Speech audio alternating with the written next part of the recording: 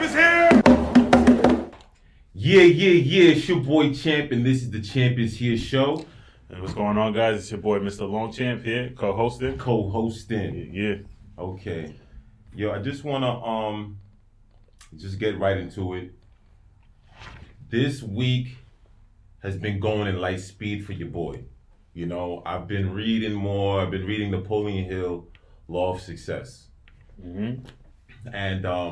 And I have been reading the Word, you know, contrary to popular belief. You know, I've been reading that, and I believe that it's a great book to read. You know, Kanye shit or No. Kanye did it again. No. Not on my Kanye, but no. I read the Bible several times, and the first time I just read it to read it. The second time I read it, I didn't necessarily complete it. Then the next time that I read it confused. And the more I was confused about certain things, like why would God do this or do that, I was more confused at the end of it. Yeah. The fourth time that I read it on like conspiracy. I read it in the form of, you know, I was doing other readings outside of that, you know, history, and, you know, I was just saying that, you know, there was inconsistencies in it. And the more I read the inconsistencies, the more I found inconsistencies in the Bible itself. But now, I've been reading other books as far as having a business mindset and having a real estate investor's mindset. When I read the Bible, I see more of that in the Bible.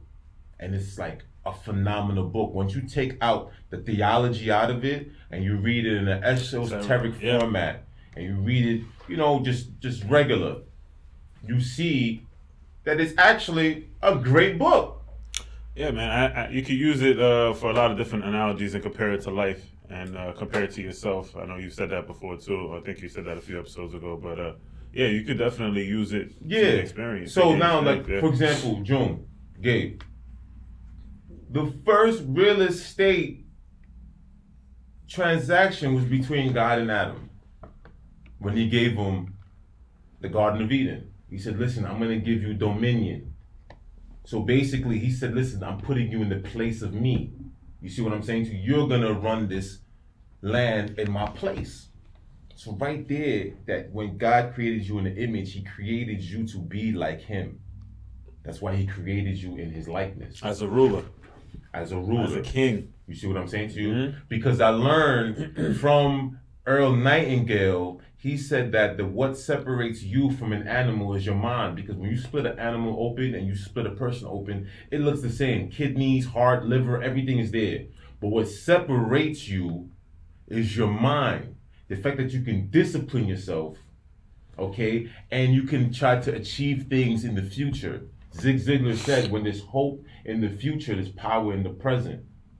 You feel you? Yes. So now, I'm reading this book, and in the first chapter, it's telling me, hey, listen, read this first chapter once every week, 4 times. But, you know me, I'm going to go overboard, and I'm going to read that once a week throughout. So as I'm reading the book, an attorney came over, and there was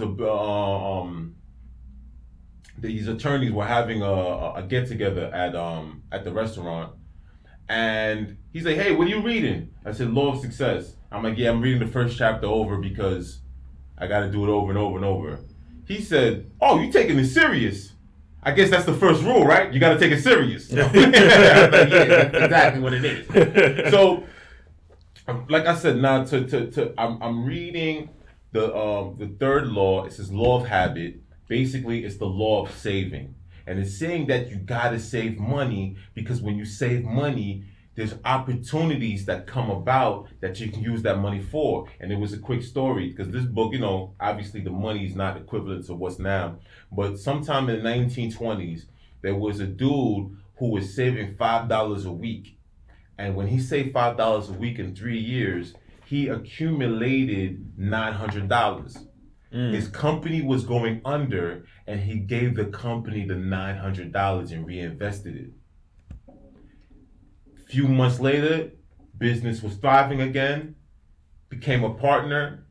he was earning up to $250,000 a year. Wow. So now, and then, you know what I'm saying too? Again, keeping with my commitments. I noticed that when I keep my commitments, I get what I want. So I'm reading the Bible, right? And this is where I'm going to align the two. Jacob, I always thought of him as a thief. In the book, what he did was his twin brother Esau went out and came back, and he was very famished. So now Jacob, being shrewd and being intelligent, was like, yo, listen, give me your birthright and I'll give you some soup because you're about to die. So he gives him the soup, gave him the birthright. Later on, when it came to that his pops was dying, he said, son, go hunt me some provision. The mom heard that. Now understand that woman represents intuition. Women represent the thought realm and emotion. She heard this and said, son, before Esau gets back, go fetch me, you know, one of the goats that you have. You see, goats and sheep represents assets. You feel what I'm saying to you? He already had that on deck. His brother had to go out and go get that. You see, that's a worker. You see what I'm saying to you? Yeah. That's a worker. So now, if someone says, yo, Gabe, I need $5,000, all right, can you give me like 2-3 months so I can get that to, you know, so I can get that together for you? But if I got that in my bank account right now, you lost out on the deal. You see what I'm saying to you?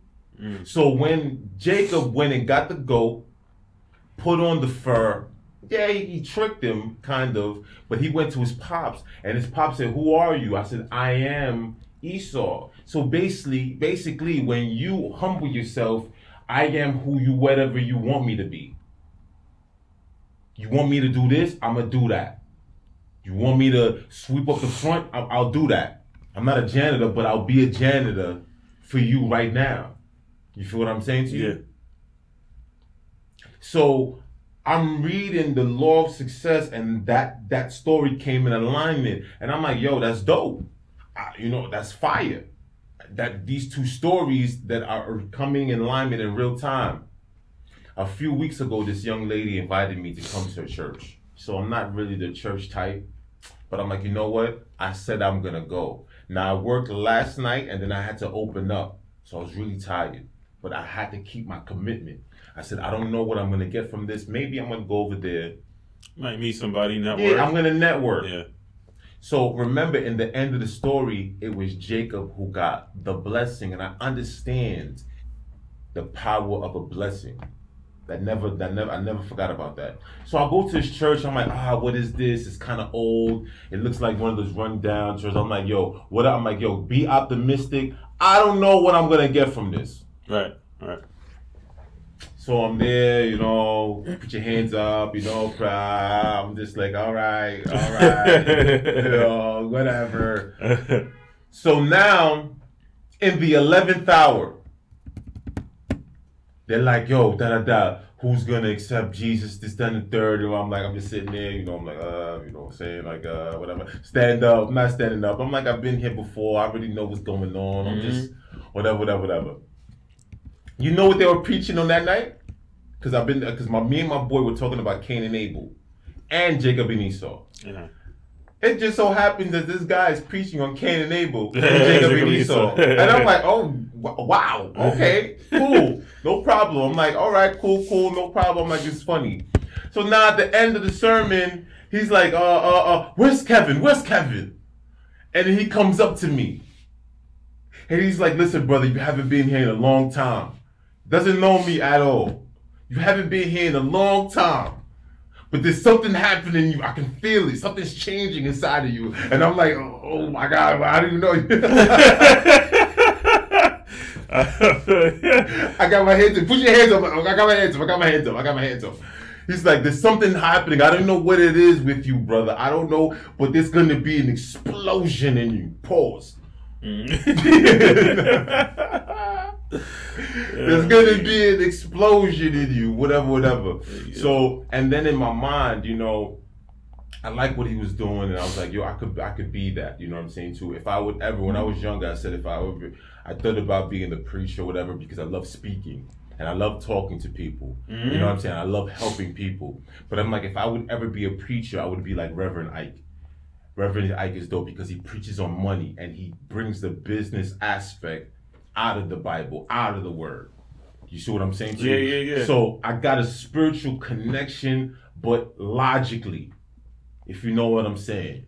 You know what I'm saying? Yeah. That's how I tap in. You know what I'm saying to you? Yeah. So when I was there, I was like, wow.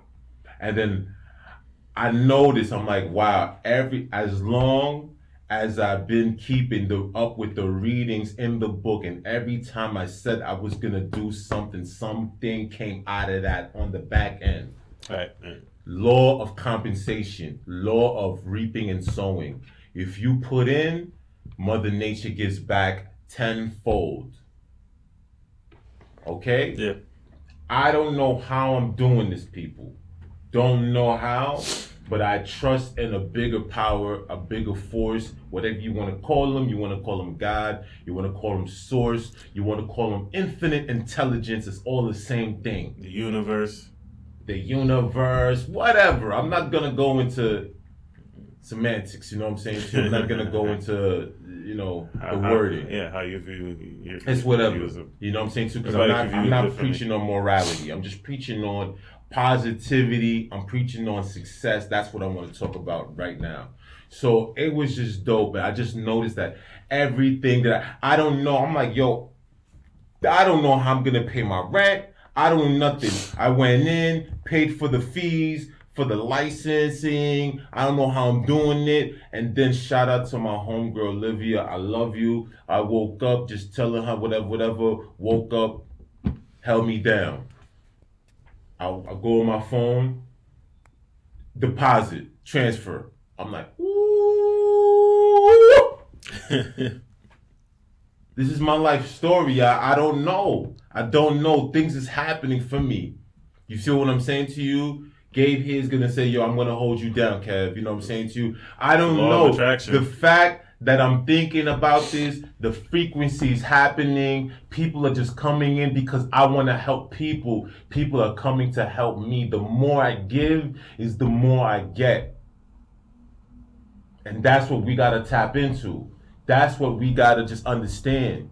That if you help enough people, you will help yourself.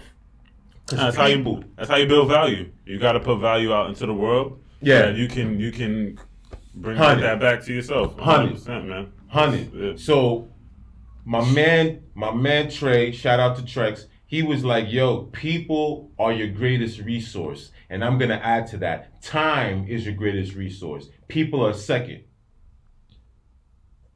Facts. And just real quick, just to chime in on that, Tony Robbins, I know we talked about that a little bit last time about like certain speakers that we like or don't like on the unofficial episode. But Tony Robbins definitely said, I remember a motivational video, quick, like 20, 30 seconds where he was just talking about that. And people were just saying like, oh, I don't have this, I don't have that. And he was just saying those are all just resources. Like with the real resources, emotional states. When you talk about, Kev, like, being, really emotional and putting that out there as far as that's how you're gonna attract what you want. It's because of the fact that you really, really adamant about what you want and you focusing on it. And you're really putting all your energy and your effort into that, and the universe is gonna bring that back to you. I believe in that. And 100%. Yes, and 100%. Now to get back to the good book. Cain and Abel. Right?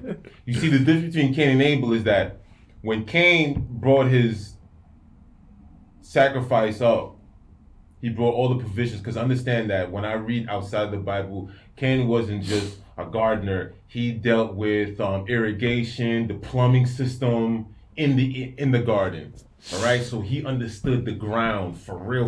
He was a botanist. He was a very intelligent person. You know what I'm saying? What they lead you to believe. He wasn't just a farmer who was just giving you carrots and tomatoes and squash. All right, so if you had to waste, he understood the canals and got rid of that. You feel what I'm saying? He understand the plants. He understand the tetrahedric capabilities of am I saying that correct? Hallucinogenic plants. So if you wanted to get trippy, you feel me? You could get trippy if you needed to. So he was a very intelligent person. Hallucinogenic. You know, you got those. You know, you're the smart one. So I'm like, what is he trying to say? Thank you. I'm about to type it. I'm like, wait, I'm hallucinating. You know what I'm saying to you, and understand that these people were serving God completely different, praise whatever. So they were tapping in completely different. So Abel, right? He dealt with livestock, but the difference between them two is when they gave their sacrifices, he gave his, but Abel gave his best. Mm-hmm. Abel gave his best animal. So now, guess what? If you got $100,000 and you just throw 5 racks, but I only got 100, and I give you $80 of that. You see what I'm saying to you? I gave my all. Pretty much. Not even the 80. I threw the whole 100 in there. I gave my all. That's all I had. And then God said he respected Abel. He didn't love Abel, because that's what people makes you want to think. He didn't love Abel more. You see, when you have kids, you don't love one child more than the other. You just admire one of the qualities more than the other. It doesn't mean you love one more than the other. You know what I'm saying to you? If you're an athletic person and one of your kids is more athletic, you're going to tend to like gravitate more to that child. It doesn't mean you love them more than the other. You just tapping in more a little bit. So he respected him a little more. That's the word they use, respected. Because he went all in. He was passionate. That's the reason why he got the blessing right then and there. And that's it. You feel what I'm saying to you? Mm-hmm. So you got to give your all. And this is what Nipsey was saying. You got to dive in. If you want to be successful, Andrew Carnegie said, put all your eggs in one basket and watch the basket. You see what I'm saying to you? The whole time I've been growing up, it says, don't put all your eggs in one basket. That's the poor mindset. You see, the successful mindset is that you put all your eggs in one basket. Venus and Serena, their whole life, all they did was play tennis, and they're successful at it. Mike Tyson. Okay, Mike Tyson, yeah. He'd been boxing since he was 13 years old, and he was the youngest heavyweight champion of the world. Tiger Woods, been golfing since he was a kid. That's all he does. Mark Zuckerberg, all he does is computers. He got the computers puting. Michael Jackson. Jackson 5, since it was like, come on, singing since he Beyonce. was like a kid. All of these people that I'm naming did one thing, and they were successful at it. So this is what I'm trying to tell you. So here at the Champ is Here show, what we're trying to show you is if you just commit yourself, you put your mind towards that. Because I've been reading more, and the more and more I'm reading, the more I'm having fun. I'm creating new habits, and that's how you're successful, is in your habits. That's how you do it, man. Whatever a man does, that's how you define the man. Ooh. You see the dominating thoughts. That's how you know who someone is, by their actions. You see some people who told me, I don't lie. You see, I'm never going to lie to you. But they lie to this, you're a liar. It's only going to be some time that you're going to lie to me. If we have a disagreement, you might lie to me. Just because you're my mans and you don't lie to me. No. You my mans, though. You know I'm not going to do that to you. But that's who you are. That's who you are, bro. What you talking about? And you fail to see that. And that's how people use love, and they use your friendship to use you, and you don't even aware of that. They do it subconsciously, and whatever you do, that's who you are. It's not what you say who you are, it's what you do. Yes, that's why they say that the tree you can tell the tree by the fruit that it bears. An apple tree don't say, nah, I be giving oranges sometimes. Nah, it's what apple tree. You know what I'm saying to you? That's what you are. You know what I'm saying? So, yeah, so... Yeah. So, I just wanted to get off my chest real quick, you know what I'm saying? So, so we're going to go into some news, what you got for us? What's happening in the media? Yeah, what's going on? I mean, a few things happening going on. I was just watching some basketball last night. My son Melo finally got picked up. Oh, about time. Oh, my God. Okay, so who picked him up? The Blazers. The Blazers. Yeah. Okay. Yeah. They were struggling a little bit early in the season, so I guess they figured pick up a third score. So I mean, I'm just happy for Melo. Okay, that's what's up. I'm happy. It's been a long time. You know what I'm saying? Too. He didn't do nobody dirty. He didn't snitch on nobody. He didn't try to sue nobody. So he deserves a job. I think he deserves a job. You know what I'm saying too? Why you throwing shade at 6ix9ine, man? I know you throwing shade. No, not 6ix9ine. I'm talking about Kaepernick. He didn't see. Okay. He didn't sue nobody. So why they blackballing him like that?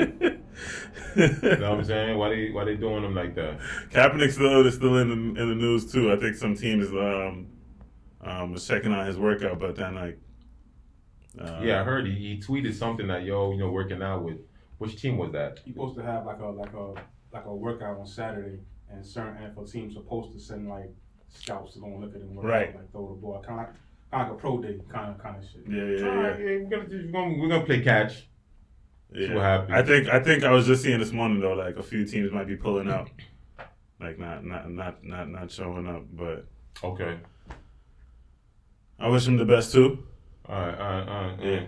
I see Kodak Black, man. What's going on with my son? I heard he's sentenced for like 3 years, 3 years and 10 months in federal prison for what's going on. He had a weapon. He got caught with a weapon, and then I heard that he put an agent in the hospital for grabbing his nuts and not letting go. Whoa. Yeah. It's a jungle out here. You know what I'm saying? Yeah. I mean, I didn't hear the full details. I did hear about that. He was sentenced to 46 months in prison. Right. For federal weapons charges. That was all I had seen the headline. I didn't get a chance to like allegedly he grabbed the dude's nuts, right? So I didn't hear about all of it. It was some kind of like prison fight or something like. Some shit happened in the prison where it was like a fight, and one of the guards had to be hospitalized or some shit, and they trying to blame him for that. Like he. Okay. Or he had something to do with it, and that's the details I know about. Okay. All right. But just real quick, no homo. What y'all thought about the People magazine? I know Snoop had to chime in. He was like, "Nah, I'm the sexiest man," because John Legend was on the cover as the sexiest man alive. Okay. I was joking with the show the other day. I was like, "Yo, I was just taking a day off, so I was like, I'm gonna give it to him this year." You taking a day off? No, first of all, guys. First of all, I told you I'll give you the cutest, but when it comes to the sexiest, okay, you know what I'm saying to you. When it comes to the sexiest, I don't want to toot my own horn. You know what I mean? But I think it's me. You know what I'm saying to you? What else? I had brought up Kanye too real quick because I know he's back. Well, not that he's back, but they shouted him out on here because they was talking about he's linking up with Joel Osteen.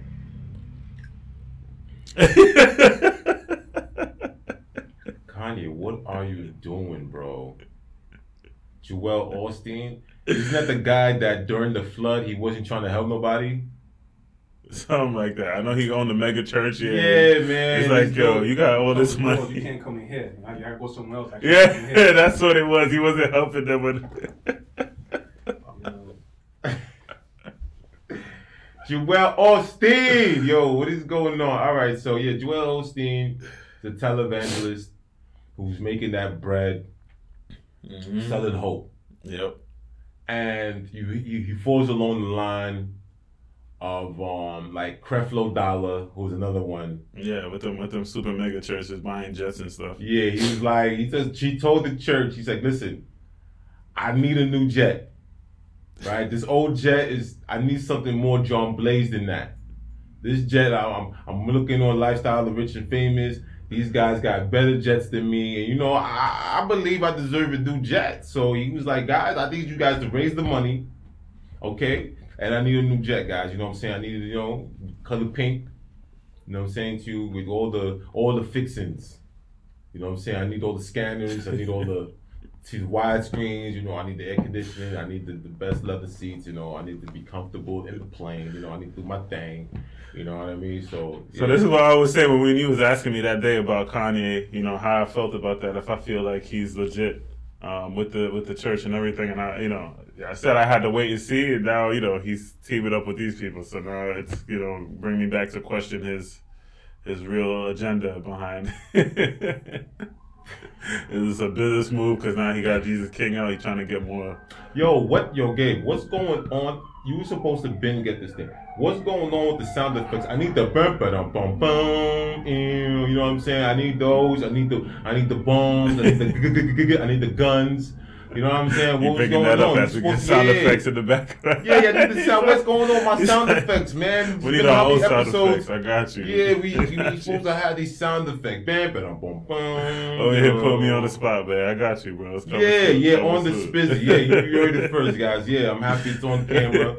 That's what I do. You know anyway, I found that news real quick with the Kodak joint. So, allegedly, there was a fight between him and another inmate, and when the prison guard came and stepped in to pepper spray him, he punched him and grabbed his nuts. A homo, but grabbed his genitalia, grabbed his testicles. Kodak grabbed the nigga nuts, or the security guard. I mean, it's saying that Kodak grabbed the nigga nuts. Kodak. Grabbed the guard's nuts. The guard's nuts, and then 4 other guards had to come. I guess you gotta do what you gotta do. And restrain him. That's what I said. In all fairness, I know it sounds kind of crazy, but when you in the fight, sometimes you gotta get nasty. You gotta get filthy, because I know if I get into a fight, I might not do that, but I'm going to try to gouge your eyes. I'm going to try to put my fingers in your nostrils. I'm going to pull, you know what I'm saying? Especially when you're in jail. You don't even know, the mindset's a little different. You got to get filthy. So I'm not going to, I'm not going to like try to, you know what I'm saying? You got to get nasty. I'm telling you right now, fighting, you got to get nasty. In the street, you know what I'm saying? Mano y mano, I get it. You know what I'm saying to you? But my pops, our pops said, yo, you got to get filthy. That's it, man. You gotta get it. He's nasty with it. He's kicking your shins. He's kicking in your asshole hard. He's gonna, He don't care. You know what I'm saying? He says, I'm gonna win regardless. So I get it. You know what I'm saying to you? So yeah, man. It's been a great week, man. I've been feeling really, really good. Is there anything else? What's going on? The last thing I was gonna ask you about was Drake. I don't know if you heard about what happened with Drake at Camp Flog or whatever. Who? Drake. Yeah, what about Drake? So there was like a I forgot the other artist who brought him out. Tyler the Creator. Yeah, Tyler the Creator. He had like a concert. It wasn't just his concert. It was like multiple artists. Yeah, I think, and they booed him. Yeah, exactly. He was brought out as a special guest. They didn't know he was gonna be there. And my son Drake got booed. See that they're like boo. He said, yeah. I want to hear another one. Nah. So He's 6 God. To me, I was shocked. You know what I mean? Like Drake is like a freaking mega artist. Yo, but sometimes, man, they don't want to hear that soft shit no more, man. Yeah, it depends on the crowd. That crowd definitely wasn't here for that. And I mean, I like Drake over little Tyler the Creator a little bit. Yeah, I mean, if we was there, we probably would be booing. I would have been like, "What the fuck y'all talking about?" You know what I'm saying? Kiki, you know what I'm saying? You know, all those hits. Remember those hits? You know, he did Sicko Mode. You know what I'm saying? Like, but whatever. But yeah, I mean, listen. Sometimes you get humble. Yeah, that was I heard it was a very humbling experience for your boy. That's a fact. You know what I mean? So once he walked up the stage gracefully, you win some, you lose one. You might win some, but you just lost them. Right. I'm sure he had plenty of those back in the day when he was first coming out. So yeah, but to reach a certain height and then to be back down again. Yeah, definitely affects your ego a little bit. I think, listen, it's law of attraction. So maybe the universe was trying to tell him something. Like, listen, Drake, I've been watching you. You know what I mean? Maybe he's been going around stunting on people, playing people. You know what I'm saying to you? Maybe. We don't know. We don't know everything that's happening. You know what I'm saying to you? We don't see everything behind the scenes. You try to do your kid dirty. You know what I'm saying to you? Adonis and stuff like that. So, but anyway, that it? You want to give some shout outs? Yeah, definitely shout outs to the viewers. Shout outs to Culture Media. Shout outs to everybody again, all our listeners on YouTube and Spotify and all the other major podcasts, iTunes. Appreciate you guys. Also, I want to shout out to the Humane Ones. They got a dope docu-series highlighting the activists and the real heroes of the community. Know what I mean? So word. Shout outs to Culture Media one more time, and we're gonna keep the content coming. Follow the Champions here, subscribe if you like what you hear, and yeah, we out. And don't forget to hit that like or subscribe button. Cheer!